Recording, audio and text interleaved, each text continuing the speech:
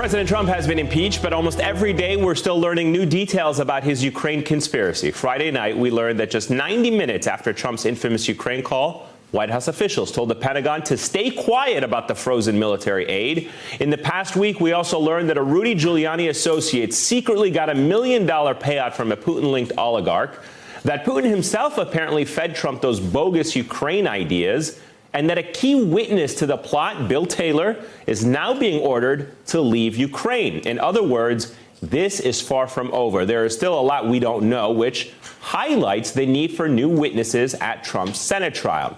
There were 41 witnesses at Andrew Johnson's trial, 3 at Bill Clinton's. Republican House managers told the Senate they have a witness list, finally, naming names.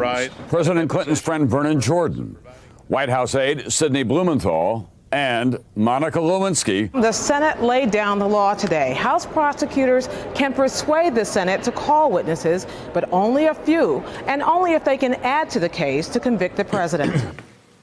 In fact, Republican senators back then felt they needed witnesses, including some who will be voting on Trump's fate now, like Susan Collins. I need witnesses and further evidence to guide me to the right destination, to get to the truth.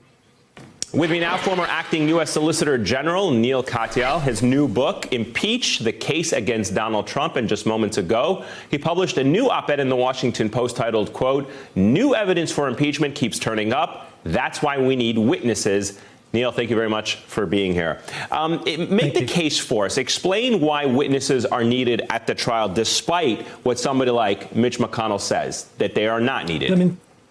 There are so many different ways to do so, but let me just give you one microcosm, and that's what the Washington Post piece that I just launched a few minutes ago says. So on Friday night, Trump had tried to keep these emails secret from his OMB executives, but they came out, and because of private litigation, he's tried to hide them. And the emails say, one on July 25th, just 90 minutes after the president had his quid pro quo phone call with the president of Ukraine, saying, you know, I need a favor from you, though. 90 minutes later, this OMB, this Office of Management and Budget official, a Trump political appointee, orders the aid withheld and then says effectively, keep this quiet, only tell Pentagon budget officials. Now, why did he want it kept quiet? Who's he keeping it quiet from?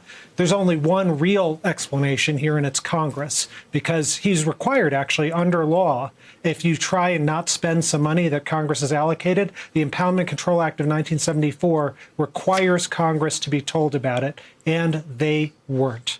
Now, that official, Michael Duffy, who wrote those emails, he's been on the witness list for the Democrats in the House. In the Senate, the Senate's only named 4 people they want on their witness list. He's one of them. And this is before this email. Now, look, can you come up with some possible explanation for what Duffy said in those emails? It's really hard, which is why Trump tried to hide the emails in the first place. But I suppose it's possible. But that's exactly why Duffy needs to come and testify and tell the truth to the American people. And what Donald Trump has done is he said, no, full gag order. Duffy and no one else can testify. The most striking thing about this is that Donald Trump is being impeached for blocking witnesses. And his solution is, oh, I'm going to go block witnesses again in the Senate. It is a grave abuse of power. And he's certainly getting some help from the Senate, including people like Mitch McConnell. And there's a bit of irony in all this, that senators are expected to swear an oath to do impartial justice, but Mitch McConnell doesn't seem to be living up to that. What is your take? What would you say to Mitch McConnell when he makes the argument, this is not a judicial process, this is a political process?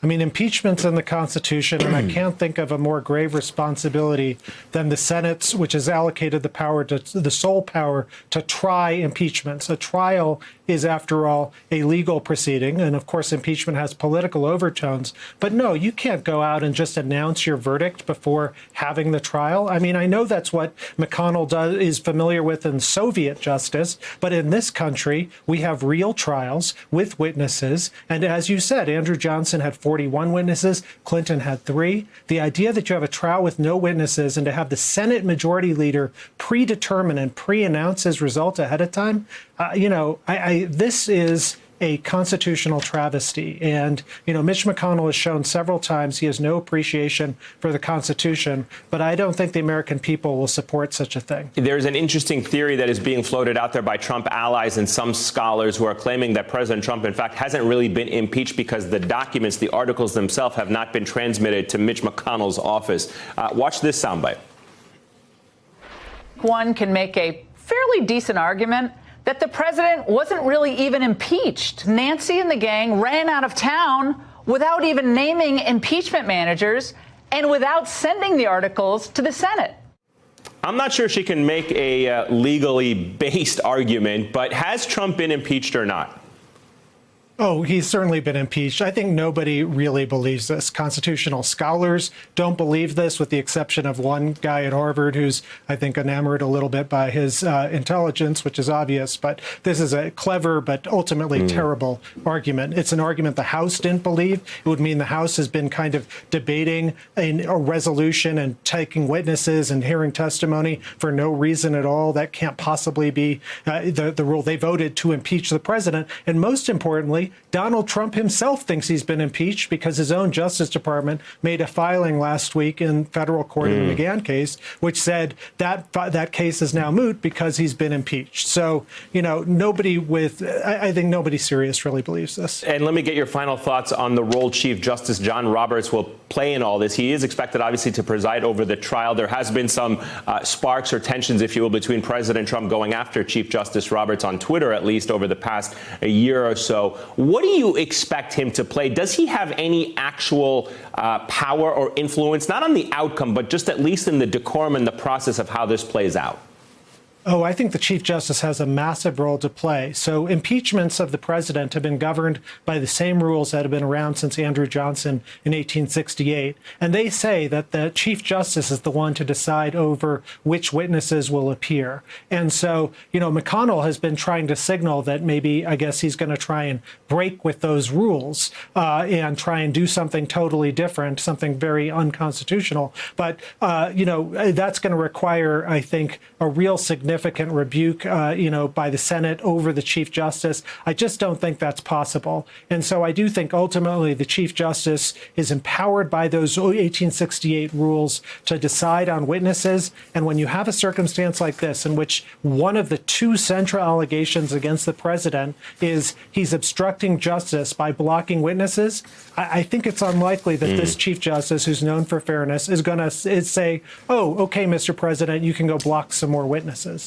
All right, Neil Katyal, always a pleasure. Thank you very much. And hey, I'm Ari Melber from MSNBC. You can see more of our videos right here, or better yet, subscribe to our YouTube channel below.